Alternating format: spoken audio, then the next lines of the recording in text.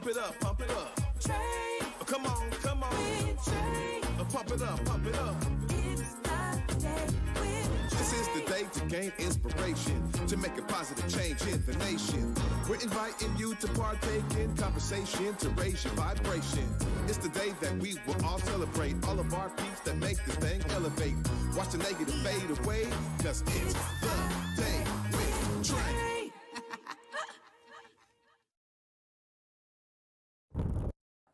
Grand Rising, everyone. Welcome to the Day with Trae. I'm your host, Trae Holiday. I want to welcome you to a terrific Tuesday.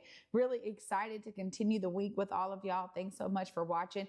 I'm excited because we got some great guests for y'all today. We're going to be talking about the world of arts, and it sounds like we got some stuff going on with healing as well. Really excited to dive into it. First up today, we got Cris Blak. We're going to be talking about his new work, Brown Bodies on a Blue Earth. It is a play that is actually happening at Underground Theater Seattle right here. So I'm really excited to dive into his work as a playwright. Later on in the show, we have another kind of author in the building, amazing poet herself. Kweli Vuur is in the building. We're going to be talking about her event for Mother's Day, A Mother is Healing. So I'm really excited to have both of them join me. Of course, as you know, it is the top of the show, so it's a great time to tag and share this stream right here, y'all. Thank you so much for helping us grow on the Day with Trae by sharing this stream with folks who you feel could benefit from a daily dose of dopeness right here on the Day with Trae. And if you know what, you can't watch our show, don't trip. We got you covered. You can always listen to us anywhere you find your favorite podcast. Just search Converge Media Network and the Day with Trae. You'll find me on whichever platform is your favorite. Well, I'm excited because we got Cris Blak joining me. We're going to be talking about his work as a playwright. Hi, Cris. How are you? I'm doing great. Thank you for having me. Absolutely. Thank you so much for being with us today, and thanks for making time. I mean, this is exciting. This is a huge body of work. And before we get into your play, tell us more about your history. What got you into writing and wanting to get that work on the theater? Yeah, I mean, I think that a lot of it came from kind of the reason that anyone starts writing, which is that you're not seeing the things that reflect you and you're not seeing the things that you want to see. And I think when you recognize that, you have two options. You can sit and you can say, I don't see this existing. I don't see this being created. Or you can, get your hands on the keys and create them yourselves. And, I wasn't a theater kid. I wasn't the kid who was doing school plays at 8. But I always wanted to tell stories. And I always had kind of a hunger to use my voice in some way. And somehow that manifested firstly in slam poetry, and then transferred into theater, and just a desire to really have my community and my voice on the page and on the stage, and give opportunities out of that for other creatives and actors and artists to then be able to use their authentic voice in a way that they may not have been able to before. So it really comes down to community. Yeah, well, every time I think about theater, I'm always thinking about characterization and how characters help to shape the stories and the way stories are told. Tell us a bit about what folks can expect from Brown Bodies on a Blue Earth. I mean, this is already such an amazing title. What is kind of the premise, and how have you utilized that kind of characterization to bring, these characters to life? Yeah, so Brown Bodies on a Blue Earth kind of takes a science fiction climate crisis kind of angle, as well as speaking about classism and race relations in the United States.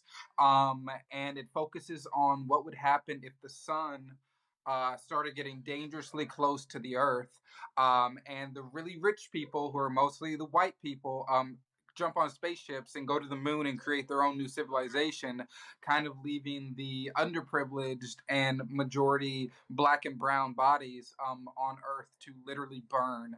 And so the show focuses on these 5 characters in these 2 kind of shelter environments, and how they all handle kind of this impending doom.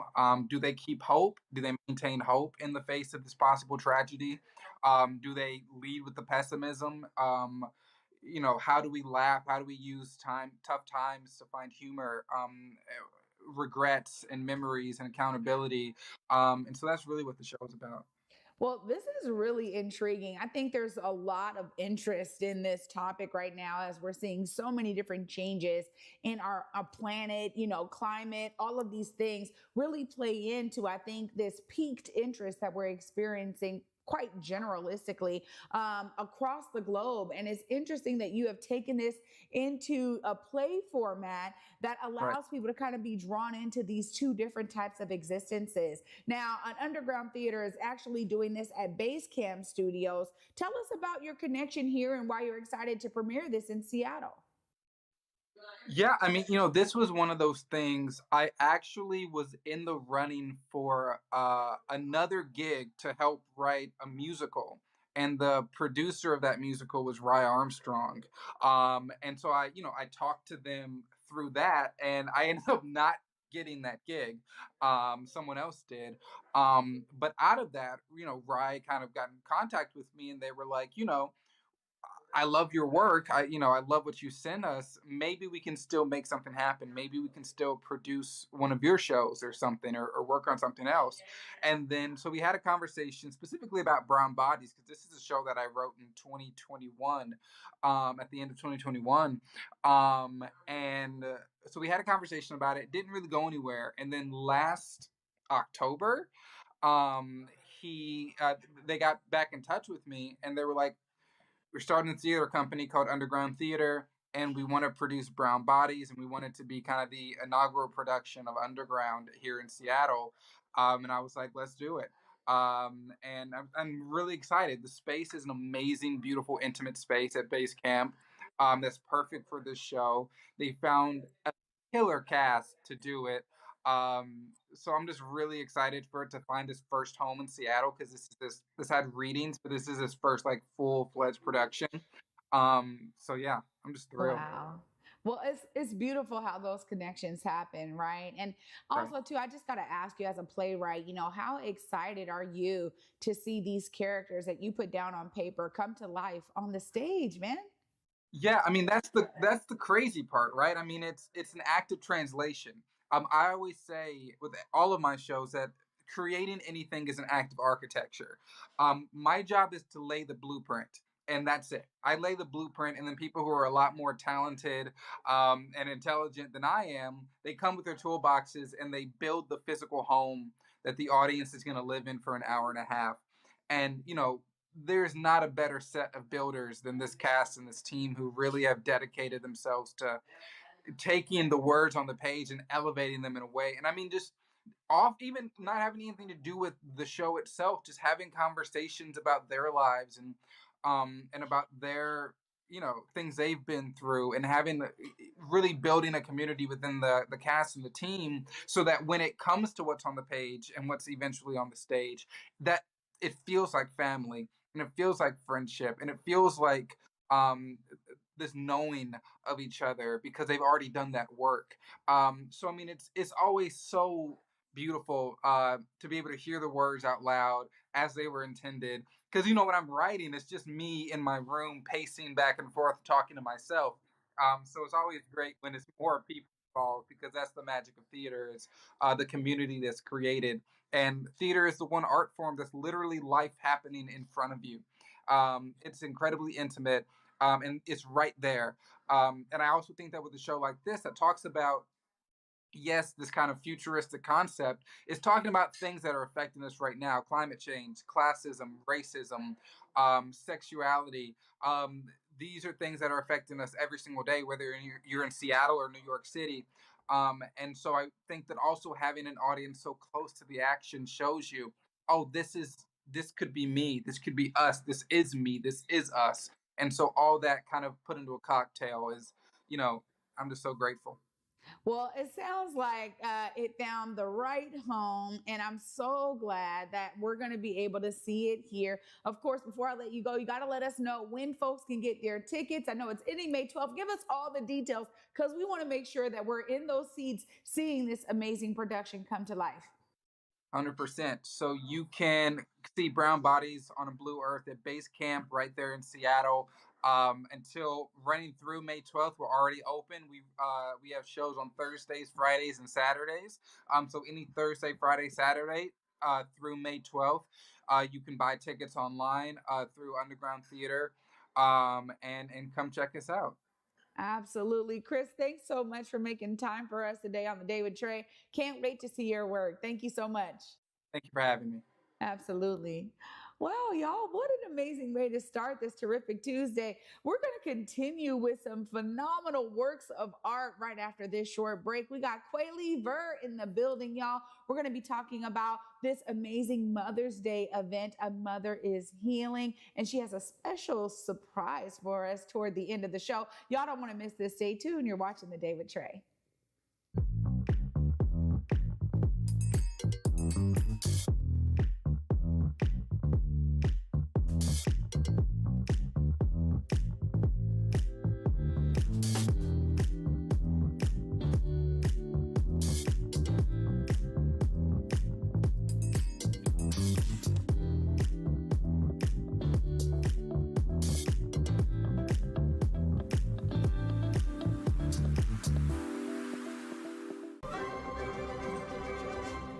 Looking for laughs?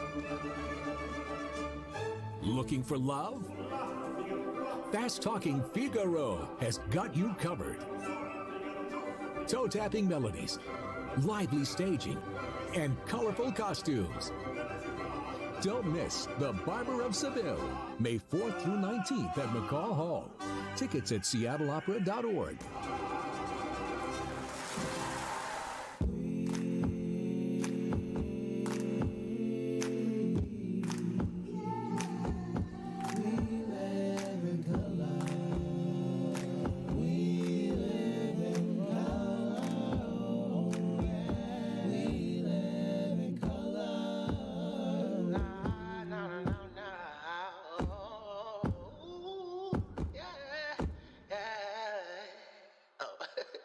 Start the show. Welcome back, everyone, to The Day with Trae. I'm your host, Trae Holiday. Joining me right now is Kweli Vuur. Hi, Kweli. Hi, Trae. Also happy to be here. How are you doing? Good to see you again. And this is exciting. I mean, you are someone who has been pouring your love of arts into written works as well. And so I love it. Yesterday, we had Dr. Georgia McDade on talking about the African American Writers Alliance. I know you're a part of AWA, but you have been able to really hone in on your skills of poetry. Tell us where you get some of the inspiration from. Well, so I've been writing poetry since I was in 4th grade. I believe that's when it was introduced to me. And I didn't know how important it was until I wasn't chosen to represent my class in a poetry contest. And I stood outside and had a meltdown. I cried about it. And so from that time on, I was writing. I would wake up in the middle of the night and write. And actually, when my writing was thrown away by accident, I had like 306 poems at that time. I stopped writing for years. And then I picked it back up in 8th grade. It was my 307th poem, and I just never stopped since then. Wow. But yeah, it was a way just to express myself. I was really sheltered, and I had more of a loner type of personality. So that was the way I could express my creativity. Well, there's something always to be said about written works. And I think the ways that people resonate with different stories and especially poetry, which, you know, as shorter works, oftentimes it's something that people can gain some inspiration from in a quick amount of time. Tell us about some of the response you've gotten from some of your work in poetry. Well, when I first started performing it, of course, I was just trying to assert myself as a poet and hone my skill. So I would do it for free. And people would ask me, do you have that in writing? And that's when I started creating these poetry frames where I would create a beautiful display of the poetry written down, and I would frame it in this 3D box frame. And now it's a beautiful gift that people buy. And also I've had people say, oh, let's go have lunch. You know, I want to know how you got through this. And so it's really been an inspiration for me to be able to release it. For me, it helps me release whatever it is that I'm tapping into. I really believe that one of my purposes is to tap into the collective consciousness and bring it down into form. And the way that I've chosen to do that was through poetry and through giving that out to people. And so it's just allowed me to release it unto others. Yeah. Well, I'm glad you're not keeping it all to yourself. Well, this is exciting too, because you're taking some of the I think some of the pillars of what you do in poetry when it comes to that kind of also being a form of your own healing to this amazing Mother's Day event. A Mother is Healing. Tell us more about this phenomenal event. Little backstory, and I'm going to make it quick and try not to overshare. But so it stems from the relationship between me and my own mother. It got, there was a disconnect there because I didn't meet her until I was 9. Of course, history, like when the war on drugs happened, a lot of families were broken up. And that's what happened in my situation, which caused me not to meet her until I was 9. And so it was kind of fractured. And we never really were able to fully repair that. And so as a result, I stayed back in Arizona. I was in this program called Tumbleweed, and it was for at-risk and abused or homeless youth, right? So I had a roommate. We both were very young. We both had a child, and she would talk about this anger she had for her mom. One day she left and her mom passed. She came back and she had her mom's tattoo, and she was just bawling. And she was just like, all the things I said, when this happens, you only think about the good. So fast forward, one of my youngest siblings, she created an environment where we can actually have family night and game night. And it's so funny because I had called my mom on Mother's Day and I didn't receive a response. And so they knew how tumultuous our relationship could be. And so when I showed up, knowing this, everybody was like quiet. And it was like, you can just cut the air, right? Because they were like, they didn't know if I was going to like confront my mom or what. But at that moment, I chose to enjoy my mother instead of being in fighting. I made a conscious effort because I wanted to also have a memory that I cherish with my mom. And so when I walked in the house, you know, I just saw my mom and I said, Mom, I miss you. I love you. You know, I called you on Mother's Day and I wanted to just give you all this love. It's nice to see you. And I gave her a hug. And like that, we were able to go on into the evening. During the game, we exchanged laughs. We found things out about each other and enjoyed a moment that we wouldn't have if I had chose to stay in fighting, you know? And so that's really what this was birthed out of. Through this whole time of healing and spiritual development, I have really been able to come in a peace with my mom, you know, and I will always be able to hold on to that memory. And I just want people to understand that America has like really blown up Mother's Day, more so than Father's Day, really. And you need to understand that not every mother is enjoying Mother's Day. Sometimes it's a very hurtful day for some people who have a fractured relationship for whatever reason. So this event here then, you know, I mean, the title kind of says some things, but what are some of the activities I think that really kind of hone in on this theme of healing for Mother's Day? Okay. Well, and I want you to know when I went through the healing, I created this poem. And so that was the root. Like, I want to be able to share this poem because I think it's going to help others heal, right? And so around that, I created an event and I went into meditation and I was discussing with Spirit, like, what can I do that is holistic, that will have an impact in such a short time of an event? And what I came up with was we review how we've been mothered, what we are currently mothering or who we are mothering into the community, and our capacity to mother ourselves. Because at some point we have to release mom of that and just let her be a person who is developing herself. You see what I'm saying? And find a way to nurture and love ourselves and be loved and nurtured by life itself, right? And so I created this healing exercise, and the women all choose. We don't really push too much on what they push people to share things they don't want to share or whatever, but whatever comes up, we then take it into a healing circle after we're done with the exercise. And then we have 2 queen mothers. And so this year we have Nana Kabibi Monet. She is back again this year to be one of our queen mothers. And then we also have Mother Patricia Valentine joining us as the queen mother as well. And so the women talk about what came up for them during the exercise, and they get some sage advice from the queen mothers.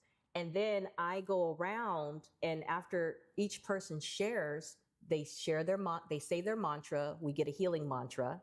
And then I take whatever they wrote down on their paper and I hand them their gift and I hand them their flowers. So if you think about it, throughout the entire day, we are literally giving and receiving information and gifts and wisdom and inspiration throughout the entire thing. Well, this sounds pretty phenomenal, and I'm so glad that you're doing it. I'm going to do this in reverse because you got a special surprise for us. But before we get to that, I want to make sure folks know how to tap into this event. Look right there. Let them know how they tap in. So we are on Eventbrite with the event. You can just search A Mother is Healing, or you can also follow me on Facebook or Instagram at Kweli Vuur. That is Kweli. Last name is V as in Victor, UUR. Or you can also go to www.deeppoeticsoul.com. Oh, right on. Thank you so much for that. Now, this special surprise, I'm gonna give it right over to you. I think you can look right there. Let the folks know where your poetry is coming from. Let's give them this poem. Okay, so this poem is actually a message of healing. And it's for all the ladies and all the mothers out there. I really hope that this year you take some time to do some healing work before Mother's Day. And it's called A Mother is Healing. But if you cannot speak life unto your mother, you are lost. Only one healed can bring light to anyone or anything worthy of healing. Sister, did you know that where you came from deserves healing? So actively do the acts of healing, because it's a fact that feelings won't mean much when she's gone. And you'd be surprised if you long to have had better moments with a woman who only wished to know love. No, she didn't know, but she needed to know and understand love, just like you, sister. So we let God be the judge. We are all but an echo of the women who have been. And through you, the chance of a more perfect mother still lives. Let's just hope that despite the world and all of its disincentives, that you can do a little better than she did. Because we are the hopes, the dreams, the wishes, and the downfalls of the women we love. But we are not mindful enough to understand if we have the strength enough to do the healing it takes to look upon our own mothers with love. Dear mother, I can't fault you in mid-process, but I hope you move forward and I hope you make progress. Dear mother, through it all, my soul is at peace, and I am willing to hold each and every thought of you with a loving feeling. Dear mother, I do understand that you too are just healing. Thank you. Kweli, thank you so much for joining me. Thank you for blessing us with that amazing body of work. Thank you for having me. And it was such an important story to tell. Yeah, thank you so much. Wow, y'all, what a terrific Tuesday indeed. Of course, I'm going to be wrapping all of this up right after this short break. Y'all, don't want to miss my wrap up. I'm already inspired. You're watching The Day with Trae. We'll be right back.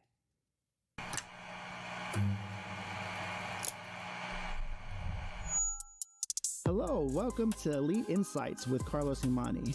We're looking to offer an in-depth look at event production industry through the lens of client experiences and joint successes. The podcast will emphasize guest interviews, focusing on client, discussing their fields, and reflecting on their collaboration with Elite Collective. Again, you're with Elite Insights. Carlos Imani here. I'll see you guys in a few.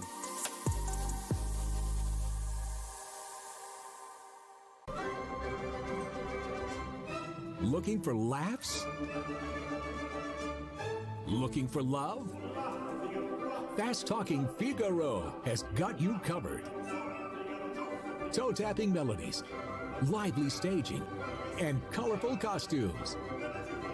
Don't miss The Barber of Seville, May 4th through 19th at McCall Hall.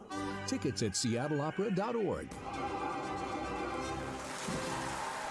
What's up, everybody? Trae Holiday here with a special announcement. Something sexy for the city is coming to our town, Tacoma Dome, May 3rd. You want to get your tickets today because you want to see Ashanti, Monica, Maya, Kiki Wyatt, and Anne Marie. Y'all, I have the pleasure of emceeing this phenomenal concert. Join me and get your tickets today for an epic performance from these R&B divas.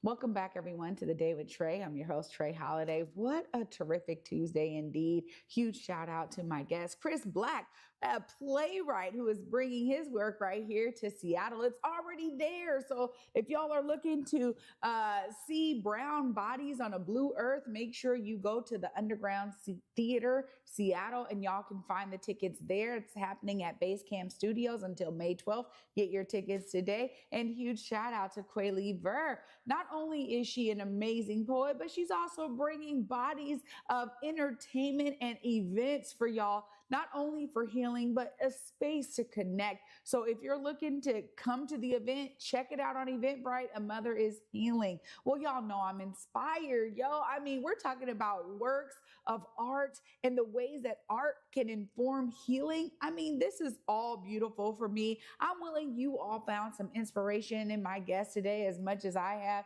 Y'all know every time we are inspired, maybe we think of some way for us to be a part of the solution, as my guests have shown you they are today. Y'all, thanks so much for watching. And for me, until tomorrow at 11 a.m., y'all, peace.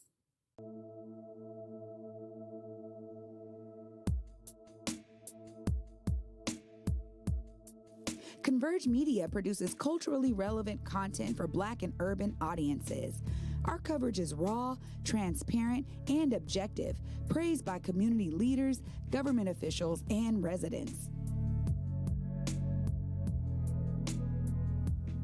Support Converge Media today via Venmo, Cash App, or PayPal at Converge Media.